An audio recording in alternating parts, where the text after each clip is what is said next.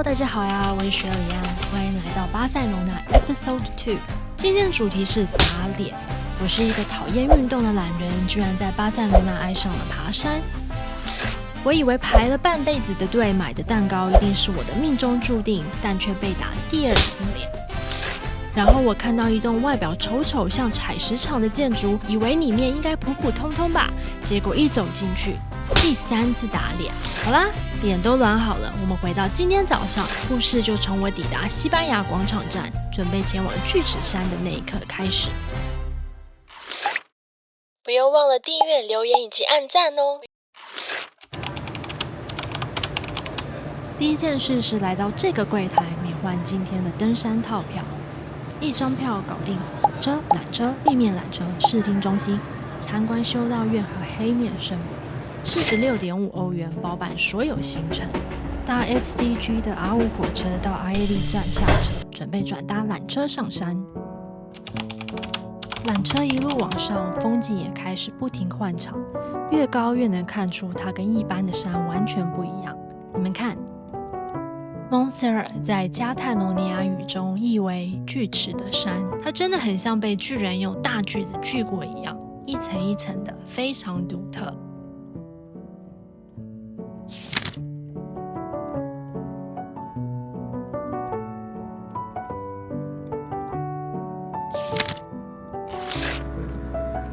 这是锯齿山，这个场景总觉得有种似曾相识的感觉。天哪，我觉得有看过这个地方，该不会是什么前世今生吧？可是我一直觉得，就算前世也应该是亚洲人吧，不太可能是西班牙人。各位，我后来想了一下，我的确来过这里，不是什么命运，不是什么灵魂记，而是游戏里。这里就是断剑5的场景，大乌龙，没想到我居然在不经意间1比1打卡成功。搭完缆车后，我们面临一个关于人生哲学的选择：1. 走路上山，2. 搭地面缆车。我们这群人的旅游精神只有一句：能坐就不要走。于是毫不犹豫地去排地面缆车。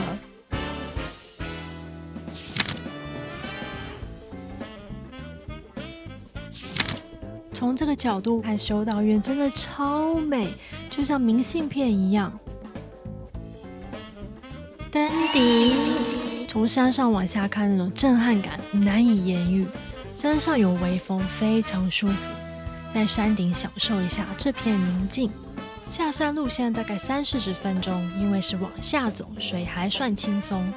但我要提醒大家，绝对不要从修道院走路走上来，那个坡度陡到会累死。我看到沿路每个从修道院走上来的人都喘到快死掉，跟我们轻松散步下山的样子形成巨大的对比。但最猛的是一位爸爸，他居然背着一个婴儿一路从修道院走上山顶，我直接跪了。这体力，这意志力，这爸爸力。走到一半会经过一个很有名的地标圣米盖尔十字架，一座立在山边的十字架，这里视野超好，是看整个山谷的最佳位置。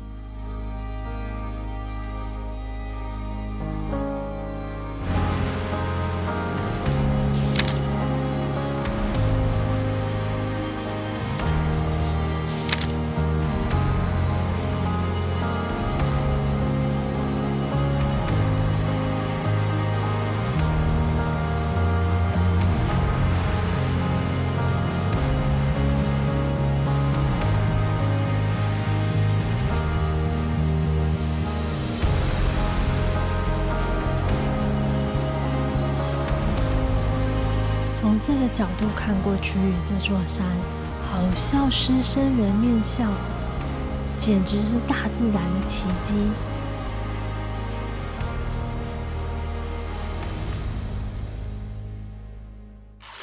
走了半天山，终于轮到午餐时间。我们这次特地点了海鲜饭，想完成上一集的遗愿。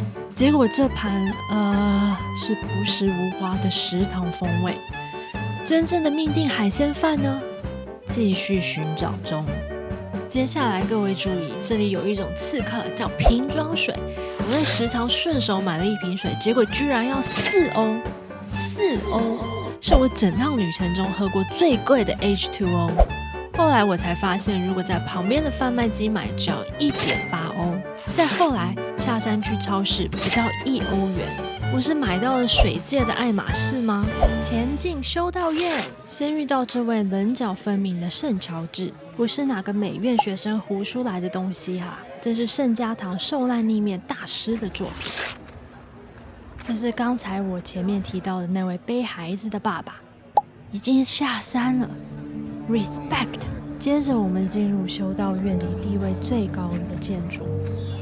里面不仅是圣殿，也是一座巨大的艺术宝库。用游戏来形容，这里大概就是能拿到最强加护的地方。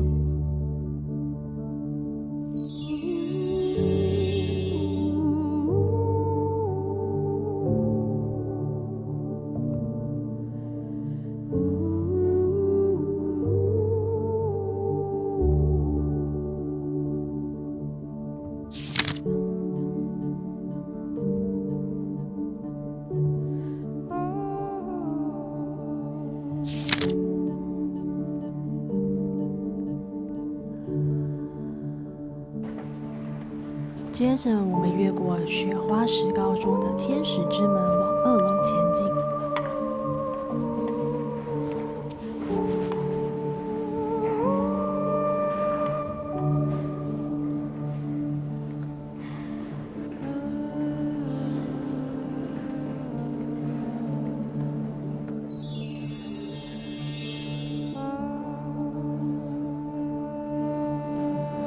终于来到圣母厅啦！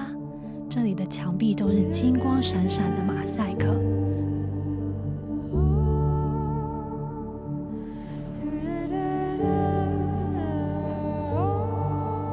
圣母宝座则由浮雕银打造。我虽然是佛教徒，但秉持着有神就拜的人生哲学，我还是上前摸了黑圣母手上的球。本来想着许个发大财的愿望，但很神奇的是，摸到球的那一瞬间，脑中只浮现了世界和平。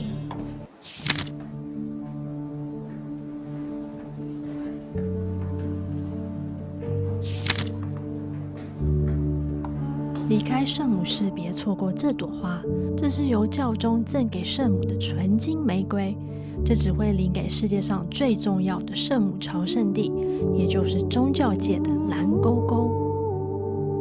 途中经过一个漂亮的小教堂，如果幸运的话，会碰到开放参观。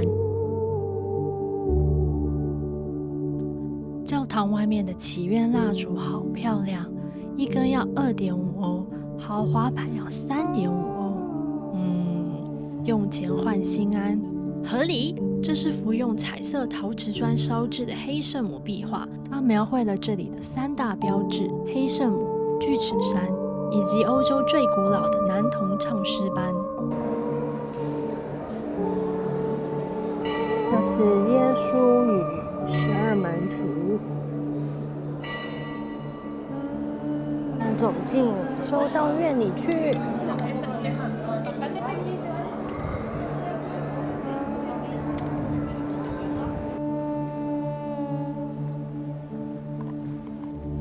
正中间那边就是我们刚才去的圣母厅。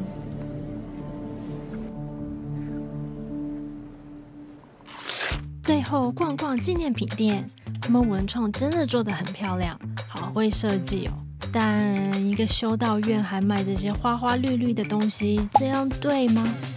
老实说，出发前我看到这个行程，心里是抗拒的。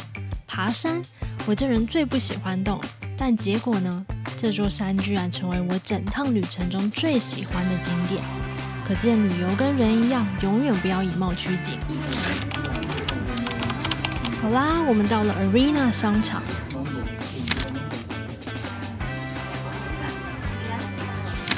登上顶楼，视野当然是顶级的。这里俯瞰的就是西班牙广场，远处就是加泰罗尼亚国家艺术博物馆。麦加秀，这修中的西班牙广场。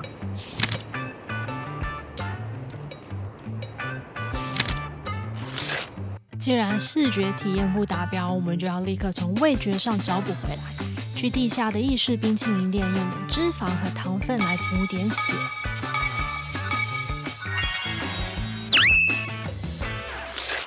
接下来我们去了 John Cake and Coffee， 为了这块蛋糕，我们在艳阳下排了很久很久，排到我怀疑人生也怀疑蛋糕。店里的购买方式很艺术，不是点是比。This size is fine? Slight bigger. Like this? Yeah. 你要多大块就用手比给店员看，最后按重量计价。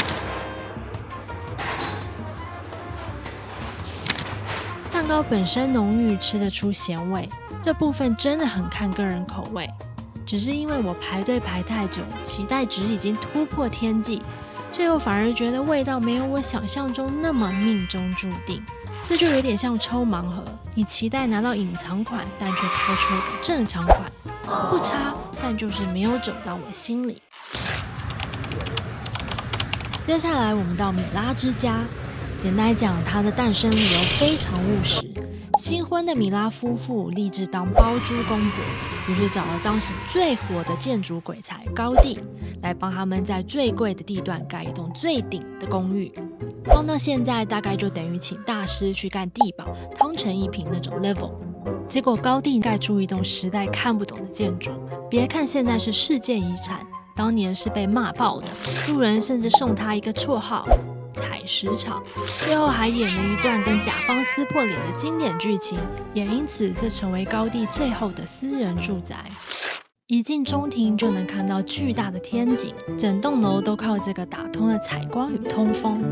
天花板是粉蜡笔色系，非常美。上楼后，我们来参观顶级豪宅的样板间、儿童房、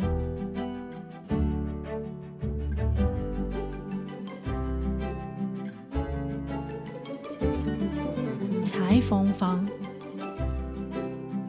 女仆房、厨房、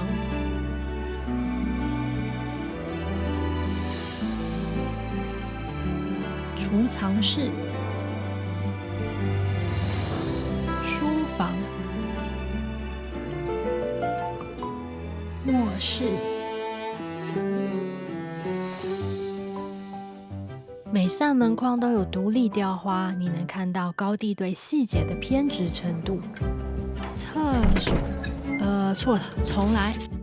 厕所、餐厅。问题来了，所有的房间都是沿着圆形走廊排列，房型都是有角度的，不是方方正正。这就是风水师看了会拼命摇头的格局。如果你有自己布置房子的经验，就会知道遇到这种多角房间，家具会非常难摆。这下我有点懂为什么当年包租婆会不爽他。但采光是真的无敌，每个房间都有自己的阳光，这种强调开放空间的设计，放现在都还是前卫。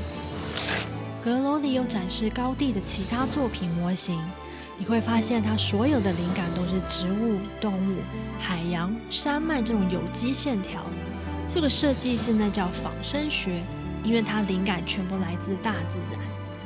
高第不只是设计建筑外观，家具、手把、灯具全部自己做，是全方位艺术狂人。有人说米拉之家的外墙灵感来自海浪，也有人说像流动的风。但从今天的视角看，更像我们早上去的蒙塞拉特山，层层叠叠。高第身为狂热天主教徒，又超爱大自然，我觉得这个猜测非常有可能。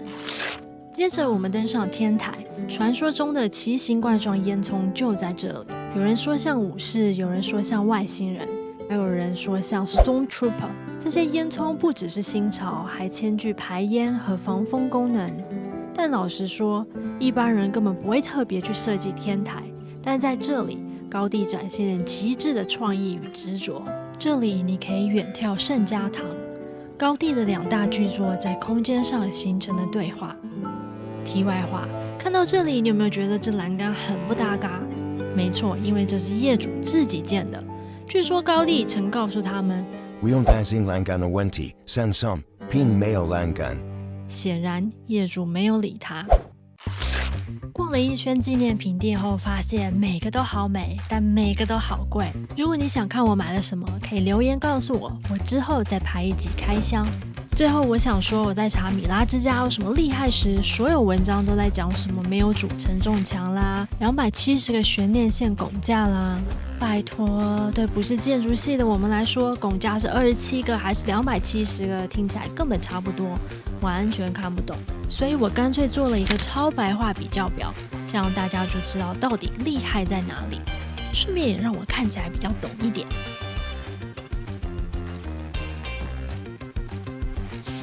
好啦，如果你喜欢看我一边乱讲话一边莫名其妙学到新东西的旅游风格，请订阅、留言以及按赞。下一集我们要前往被誉为巴塞隆纳的建筑奇迹圣十字保罗医院，还会一起走进圣家堂的震撼世界，最后再继续探索我们的美食清单。我是雪里安，我们下集见，拜拜。